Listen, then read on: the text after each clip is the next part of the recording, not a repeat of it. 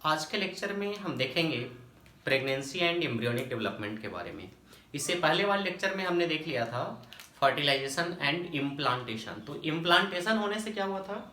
Implantation होने से zygote जो फॉर्म्ड हुआ था वो फर्टिलाइजेशन के बाद जो जाइगोट फॉर्म हुआ था वो जाइगोट में डिवीजन होने से वो डेवलप हुआ था किस फॉर्म में? ब्लास्टोसिस्ट के फॉर्म में।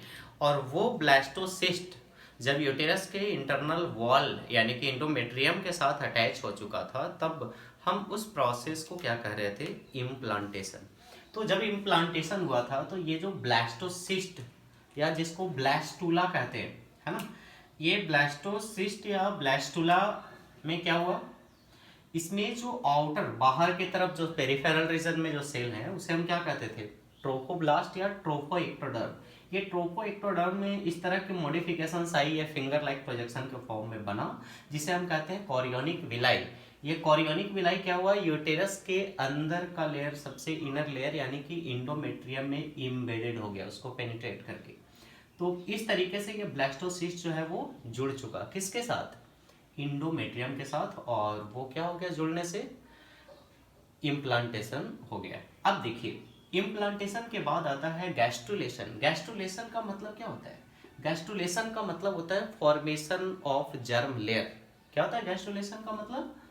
Formation of germ layer. अब यहां पर ध्यान दीजिएगा, हम ये जो टॉपिक आज स्टार्ट कर रहे हैं प्रेगनेंसी एंड एम्ब्रियोनिक डेवलपमेंट, तो सबसे पहले ये समझना है कि प्रेगनेंसी का मतलब क्या है। जब स्पर्म ओवम फ्यूज हो गए, जाइगोट बन चुका, ब्लास्टोसिस्ट बन चुके और जब वो इम्प्लांट हो गए यूटेरस के इनर वॉल पे तो आप कह सकते हो कि प्रेगनेंसी स्टार्ट हो गई। क्लियर? अब प्रेगनेंसी का साइन क्या है? जैसे मान लीजिए कि अगर मेंस्ट्रुअल फ्लो यानी कि मेंस्ट्रुएशन अगर स्टॉप हो गया, रुक गया, तो it may be sign that female is pregnant. Clear? Menstruation अगर रुक जाता है तो ये भी एक साइन है प्रेगनेंसी का। और प्रेगनेंसी का मतलब आप समझ रहे हैं, ब्लास्टोसिस्ट यूटेरस के साथ इम्प्लांट हो चुका है और एम्ब्रियोनिक डेवलपमेंट स्टार्ट हो चुका है। तो ये प्रेगनेंसी यानी कि जब इम्प्लांटेशन हो गया उसके बाद क्या हो रहा है? तो उसके बाद हो रहा है एक्चुअली ये प्रेगनेंसी पीरियड में ही हो रहा है गैस्ट्रुलेशन। तो गैस्ट्रुलेशन में क्या होगा? गैस्ट्रुलेशन का मतलब होता है जर्म लेयर। ये समझिए, जब बेबी फॉर्म्ड होता है तो बेबी को फॉर्म्ड होने के लिए सबसे पहले बेबी का कोई भी बॉडी का पार्ट जब फॉर्म्ड होता है या बनता है तो बनने से पहले सबसे पहले क्या होता है? 3 जर्म लेयर बनते हैं, एक्टोडर्म, मेसोडर्म और इंडोडर्म। और यही एक्टोडर्म, मेसोडर्म और इंडोडर्म ये तीनों डिवाइड होकर डिफ्रेंशिएट होकर ही बॉडी के सारे पार्ट्स का फॉर्मेशन करते हैं। तो सबसे पहले हम ये देखते हैं कि ये तीनों जर्म लेयर बनता कैसे है। क्लियर? तीनों जर्म लेयर बनता कैसे है? तो ये तो हमने देख लिया ब्लास्टोसिस्ट का स्ट्रक्चर है, बीच में जो वैकेंट स्पेस है इसको ब्लास्टोसील कह रहे हैं। और ट्रोफोब्लास्ट या ट्रोफोइक्टोडर्म के नजदीक का जो अंदर वाला सेल है इसको रॉबर्ट सेल कह रहे हैं। और रॉबर्ट सेल क्या है आपको पता चल रहा है? जो ट्रोफोब्लास्ट के कांटेक्ट में है। ये जो इनर सेल मास या एम्ब्रियोनल नोब में जो टोटल मास है सेल का, इसमें से वो सेल जो ट्रोफोब्लास्ट के कांटेक्ट में है उसको कह रहे हैं रॉबर्ट सेल। ठीक है? अब देखिए ये कॉरियोनिक विलाई बनने से ही वो एम्बेडेड हो गया किसके साथ? यूटेरस के अंदर वाले लेयर के साथ। अब देखिए इसमें क्या चेंजिंग आ रहा है। कुछ समय बाद जो होता है वो क्या होता है कि ये जो जितने भी सेल हैं एम्ब्रियोनल नॉब के, है ना, वो सारे सेल जो है वो लेयर के फॉर्म में अरेंज हो जाते हैं। किस फॉर्म में अरेंज हो जाते हैं? लेयर के फॉर्म में। दिख रहा है आपको? ये लेयर के फॉर्म में। और जो ट्रोफोब्लास्ट के सेल हैं ये सेल वो डिजेनरेट हो जाते हैं। क्या हो जाते हैं? डिजेनरेट। तो यहां पर हम इस तरीके से दिखा सकते हैं क्या चीज? डिजेनरेटिंग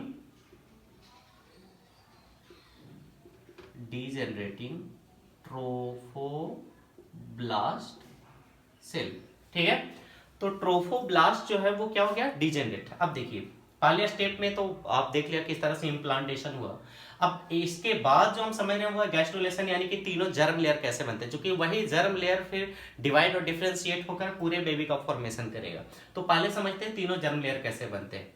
तो यहाँ पर ट्रोफोब्लास्ट के जो सेल थे वो क्या हो गए, डिजनरेट। और दूसरी चेंजिंग क्या है कि एम्ब्रियोनल नॉब में जितने सेल मास थे वो सारे सेल मास लेयर के फॉर्म में अरेंज हो गए, और वो सेल जो ट्रोफोब्लास्ट के कांटेक्ट में थे यानी कि रॉबर्ट सेल, वो क्या हुआ, डिजेनरेट होने के बाद इसका जगह ले लिया, किसका, ट्रोफोब्लास्ट का। तो ये आप जो सेल देख रहे हो ये एक्चुअली है क्या, ये सेल रॉबर्ट सेल है, जो किसके कांटेक्ट में था, ट्रोफोब्लास्ट के जस्ट कांटेक्ट में। ये भी एम्ब्रियोनल नोब का ही सेल है, लेकिन ये ट्रोफोब्लास्ट के कांटेक्ट में था, वो इस तरीके से अरेंज हो गया। और भी नीचे सेल है, मैंने यहाँ पे दिखाया नहीं है, अब आगे देखेंगे क्या होता है।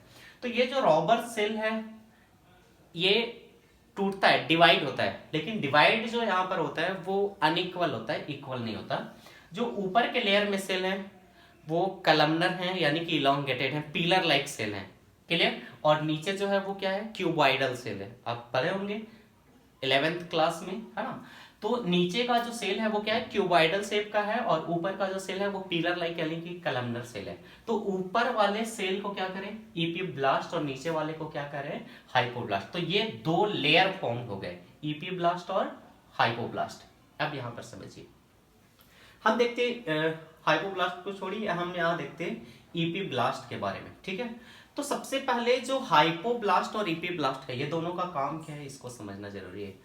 हाइपोब्लास्ट जो सेल है इसमें डिवीजन स्टार्ट होता है, क्या होता है, अब दोनों किससे बना आपको क्लियर हो रहा है, रॉबर्ट सेल से बना, ठीक है।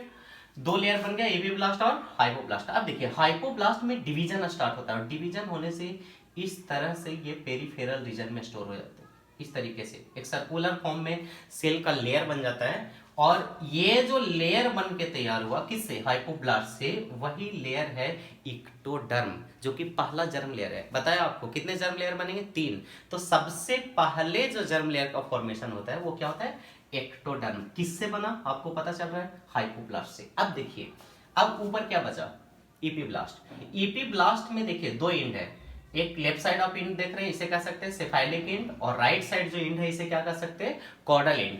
तो सेफाइलिक इंड का जो सेल है ये डिवाइड होकर के ट्रोफोब्लास्ट के जस्ट नीचे एक लेयर बनाएगा, जिसे हम क्या कहेंगे, सॉरी, इंडोडर्म। क्या कहेंगे इसे, इंडोडर्म, क्लियर हो रहा है। और बीच में जो बनेगा उसे क्या कहेंगे, मेजोडर्म। तो मेजोडर्म को कौन बनाएगा, कॉर्डल इंड का जो सेल है। तो कॉर्डल इंड, लेफ्ट साइड जो इंड दिख रहा है इसे सेफाइलिक इंड कर रहे हैं, और राइट साइड के इंड को क्या कर रहे हैं, कॉर्डल इंड। ये दोनों एक्चुअली है क्या, ईपीब्लास्ट के दोनों टाइप तरफ के सेल हैं। तो कॉर्डल सेफाइलिक इंड से क्या बन गया, इंडोडर्म, और इससे क्या बन गया, कॉर्डल इंड से क्या बन गया, मेसोडर्म। तो इस तरीके से तीनों लेयर का फॉर्मेशन हो गया, इक्टोडर्म, मेसोडर्म और इंडोडर्म। अब देखिए, जब ये तीनों लेयर बन गए तो तीनों लेयर क्या होंगे, डिवाइड और डिफरेंशिएट होकर बॉडी के सारे पार्ट्स का फॉर्मेशन करेंगे, ऐसा ही करेंगे। अब देखिए, जब प्लासेंटा फॉर्म्ड हुआ, यहाँ पर हम समझते हैं कि प्लासेंटा कैसे बनता है। क्योंकि जब तक ये सारी चीजें हो रही थी, इम्प्लांटेशन हो गया था, इम्प्लांटेशन के बाद जर्म लेयर बन गए, तब तक इधर प्लासेंटा के फॉर्मेशन का प्रोसेस भी जारी है। अब प्लासेंटा होता क्या है इसको समझना है। प्लासेंटा जो है एक्चुअली एक मैकेनिकल और फिजियोलॉजिकल कनेक्शन है मदर और डेवलपिंग बेबी के बीच, दोनों के बीच। अब मैकेनिकल यानी कि उसको सपोर्ट करता है, सहारा देता है, और फिजियोलॉजिकल यानी कि मदर से न्यूट्रिएंट या फिर जो भी बेबी से वेस्ट मटेरियल है वो रिमूव करने के लिए, न्यूट्रिएंट इनटेक करने के लिए एक रास्ता होता है, एक वे है, उसको कह रहे हैं प्लासेंटा। अब समझना है कि ये प्लासेंटा क्या है, आप ऐसा ना समझिए कि एक ट्यूब लाइक स्ट्रक्चर है उसे हम प्लासेंटा कह रहे हैं। प्लासेंटा क्या है इसको समझिए। प्लासेंटा को हम 3 पार्ट्स में डिवाइड कर सकते हैं, कितने, 3। एक है डेसिडुआ बैसिलिस, दूसरा है डेसिडुआ कैप्सुलरिस, और तीसरा है डेसिडुआ पेराइटेलिस, है ना, डेसिडुआ।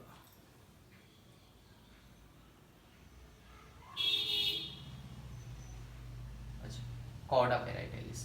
अब देखिए यहाँ पर ये तीनों है क्या, इसको समझना है।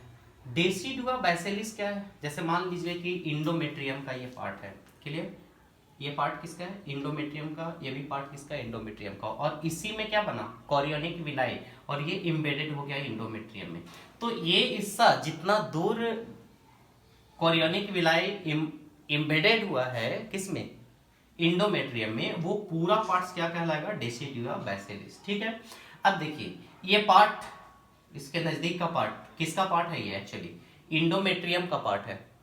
किसका पार्ट है, इंडोमेट्रियम का। तो ये इम्बेडेड नहीं है, इसके बाद का हिस्सा है, इसको कह रहे हैं कॉर्डा पेराइटेलिस। और इसके बाद इसके चारों तरफ एम्ब्रियो जो डेवलप हो रहा है उसके चारों तरफ भी ये इंडोमेट्रियम आउटग्रोथ कर जाता है, एक कैप्सूल लाइक स्ट्रक्चर बनाता है, इसको चारों तरफ से घेरता है, इसको हम कहते हैं डेसिडुआ कैप्सुलरिस। तो इस तरीके से ये पूरा स्ट्रक्चर ही क्या कहलाएगा, प्लासेंटा। प्लासेंटा ऐसा नहीं है कि कोई एक पतला सा ट्यूब है, ये पूरा स्ट्रक्चर है। ठीक है, अब देखिए जब ये प्लासेंटा बन जाता है तो प्लासेंटा का काम क्या है, फंक्शन क्या है, इसका इंपॉर्टेंट काम है बहुत सारे। जैसे ये बहुत सारे हार्मोन सिक्रेट करते हैं, जैसे एस्ट्रोजन हो गया, प्रोजेस्टेरॉन हो गया, है ना।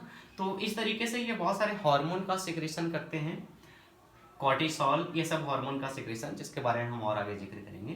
तो ये देखा आपने कि हार्मोन का सिक्रेशन कर रहा है। दूसरा, मदर के बॉडी से जो न्यूट्रिएंट बेबी तक पहुंचेगा उसके लिए भी माध्यम क्या है, प्लासेंटा। अब आपसे ये पूछा जाए कि किस फॉर्म में आपके न्यूट्रिएंट मदर से बेबी तक जाता है, तो ये कभी मत बोलना कि ब्लड के फॉर्म में जाता है, ब्लड कभी भी नहीं जाता।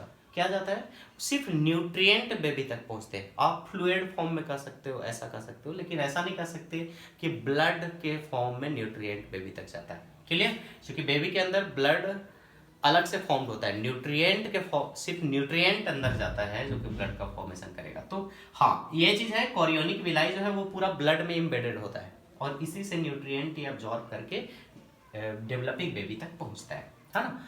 तो पहला काम प्लासेंटा का, ये हार्मोन का सिक्रेशन करता है, कई हार्मोन का सिक्रेशन जिसके बारे में आगे हम जानेंगे।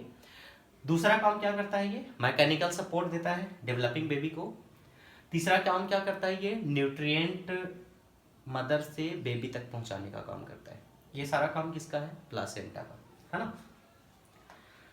अब देखिए इस तरह से प्लासेंटा जब फॉर्म हो गया, न्यूट्रिएंट मिलने लगा, जर्म लेयर बन गया, तो अब क्या होगा, ये सारे जर्म लेयर डिवाइड होकर, डिफरेंशिएट होकर बॉडी के डिफरेंट पार्ट्स का फॉर्मेशन करेंगे, है ना। और ये सारा काम कहाँ हो रहा है, यूटेरस के अंदर। थोड़ा सा यूटेरस के अंदर आप इस स्ट्रक्चर को देखिए कि किस तरीके से एम्ब्रियोनिक डेवलपमेंट हो रहा है। तो ये प्लासेंटल विलाई जो इंडोमेट्रियम में एम्बेडेड है, यॉर्क सैक, हालांकि ह्यूमन के केसेस में यॉर्क सैक में यॉर्क बहुत कम क्वांटिटी में होती है, क्योंकि यॉर्क सैक जो होता है वो एक्चुअली डेवलपिंग बेबी को न्यूट्रिएंट प्रोवाइड करने के लिए होता है। तो यहाँ पे न्यूट्रिएंट तो मदर के बॉडी से मिल रहा है, तो इसमें बहुत ही लेस क्वांटिटी में होता है यॉर्क सैक में यॉर्क। ये एम्ब्रियो जो डेवलप हो रहा है और ये एक स्ट्रक्चर है यूम्बिलिकल कॉर्ड। तो यूम्बिलिकल कॉर्ड क्या कर रहा है, ये प्लासेंटा और एम्ब्रियो के बीच का ये ट्यूब लाइक स्ट्रक्चर है, जिसको हम क्या करें, यूम्बिलिकल कॉर्ड। और ये स्पेस, कुछ खाली जगह यूटेरस में बचे हुए जिसको हम कह सकते हैं कैविटी ऑफ यूटेरस। यहाँ पर ध्यान देना है, जब प्रेगनेंसी पीरियड चलते रहता है तो ये एम्ब्रियो